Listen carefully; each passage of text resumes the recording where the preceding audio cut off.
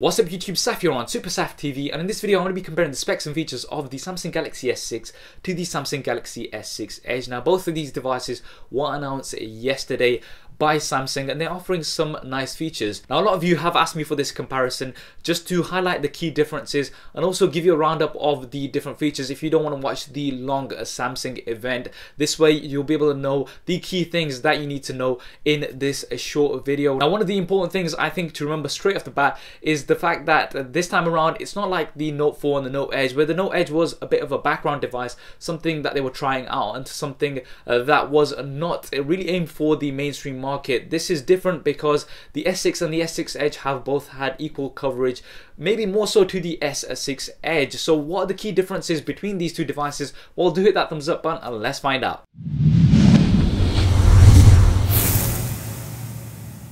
So kicking off with the screen sizes, we've got the same screen sizes on both devices here, 5.1 inches.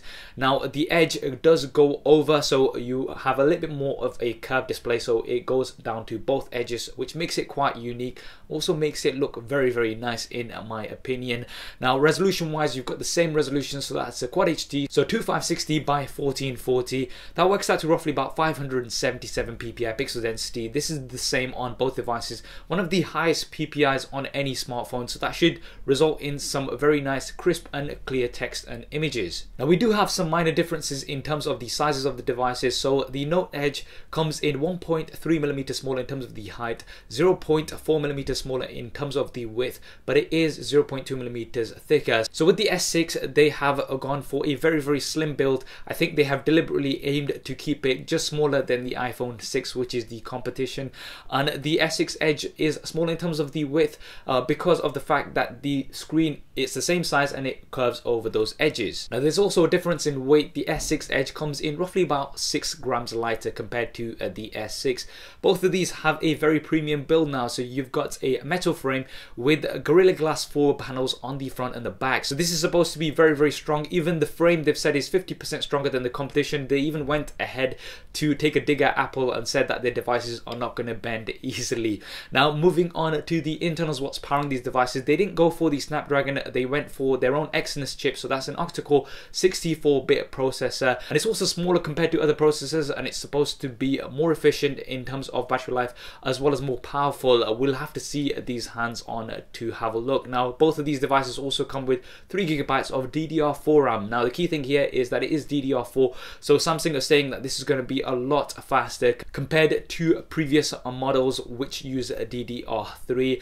Now storage options, you've got the same, so you've got 32, 64 and 128 gig on both sides here. They do use universal flash storage 2.0, which is supposed to be a lot faster compared to normal, but one of the things that we have lost here is the expandable storage, so we don't have a micro SD card slot on either. This is something we're used to seeing on all Samsung Galaxy S devices previously, so it is a big disappointment for a lot of people, and this may be one of the reasons why they haven't included this, is because you've got that universal flash storage 2.0, which is going to be very fast, and maybe this is the reason why they've not included it. You do have lots of different storage options available. However, in terms of the cameras, you've got 16 megapixels on both with optical image stabilization, so this is something that I'm quite confident with based on previous models. The Samsung Galaxy S5 had a great rear-facing camera. Now that you've got optical image stabilization, it's only going to improve that. You've also got fast tracking autofocus, so you are going to be able to get your focus on your subjects even if they are moving, so that looks quite impressive.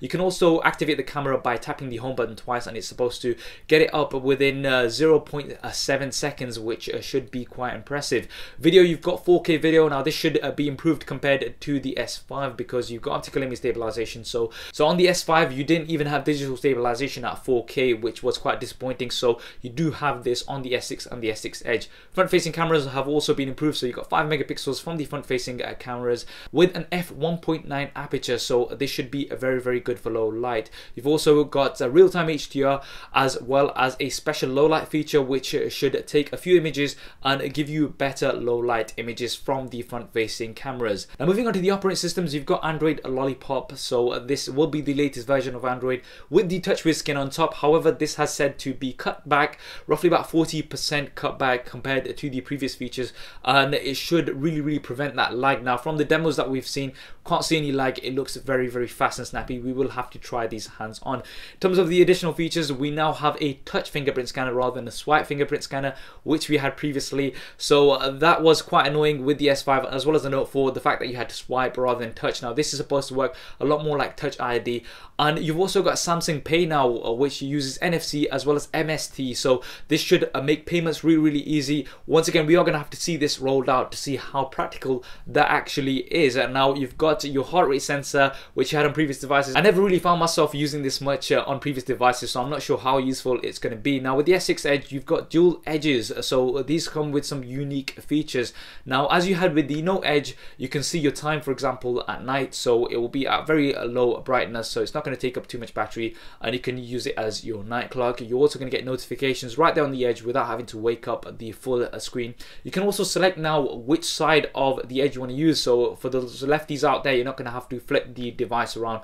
You can choose which side you want to use the edge on, and it's also going to be a bit more ergonomic, so when using the device and swiping from right to left, it's just going to be that much more comfortable to use. The other thing that you've got, which is quite unique and you didn't have on the Note Edge, is the fact that you can assign 5 contacts with different colors. So these are going to be easily accessible, and the different colors are going to be useful when the device is on your table, for example, and then it's going to glow at different colors for those different contacts, so you'll be able to know who's calling you without even picking up the device. So quite a nice and useful feature. Now moving on to the batteries, the S6 comes with a 2550 mAh battery, the S6 Edge comes with a 2600 mAh battery, so you've got a slightly larger battery here on the S6 Edge, maybe to compensate for those edge displays, which are going to require a little bit more power. Now these are not removable, so this is something else that Samsung have said goodbye to. You don't have removable batteries, so you're going to be stuck with the single batteries, so this is just something to bear in mind. It's not the end of the world, but the fact that you've got a smaller battery compared to the S5 and other devices, other competitor devices out there, this is just something that we're going to have to bear in mind. Personally, I would have preferred thicker devices with larger batteries. We are going to have to see the usage of these hands on. You do have wireless charging built in out of the box for both devices here, so that is definitely good to see. And you also have fast charging, so you can get from roughly 0 to 50% in 30 minutes, so that is definitely an advantage, and this is something that I use quite a lot on my Note 4, and it's been really useful. In terms of the pricing and release date, you're looking at a 10th of April release date for both of these devices. Pricing has not yet been confirmed. I'd expect roughly about £600 for the S6, and the S6 Edge, because of the additional Edge feature, I'd expect roughly about £650 or $700 and $750 in the US. Now those are just my predictions for the prices when the devices are released. So there we have it, the S6 versus the S6 Edge. Now personally for me, the S6 Edge is looking like more of a compelling option and a more attractive option, and this time around Samsung seem to have put all of their attention on the S6 Edge as well, rather than the S6. The S6 seems like a backup option. I think Samsung have done this just to be a little bit safe for those people who maybe don't want to go for that Edge display, who may be thinking that it's a little bit too different for them and they want to go for something more traditional. So this is the reason I think that Samsung have still included the S6. I think when it comes to the S7, we might just get a single dual edge display once it is more mainstream. What do you think of the S6 and the S6 Edge? Which one do you think you'll be going for? Do drop me a comment below and let me know your thoughts. I hope you enjoyed this video and found it useful. If you did, then please do hit that thumbs up button for me. It really does help me out. And why not subscribe to the channel? I'm going to be having full hands-on reviews of both devices as soon as they are released, so be sure to see those first. Thanks for watching. This is Saf on Super Saf TV, and I'll see you next time. If you want to see more regular videos like this one, then be sure to hit the subscribe button, which will be below. If you're on a mobile device, it may be somewhere else. If you want to see my previous related video, then hit the link right here. If you want to stay in touch over Facebook, Twitter and Google+, then all of the addresses will be there somewhere, as well as direct links in the description below. Okay, if you're still watching, then that means you've not done one of those things, so you know. Yeah. Anyway, I'm just gonna go downstairs. See. Okay. There isn't really a downstairs. Anyway, so yeah.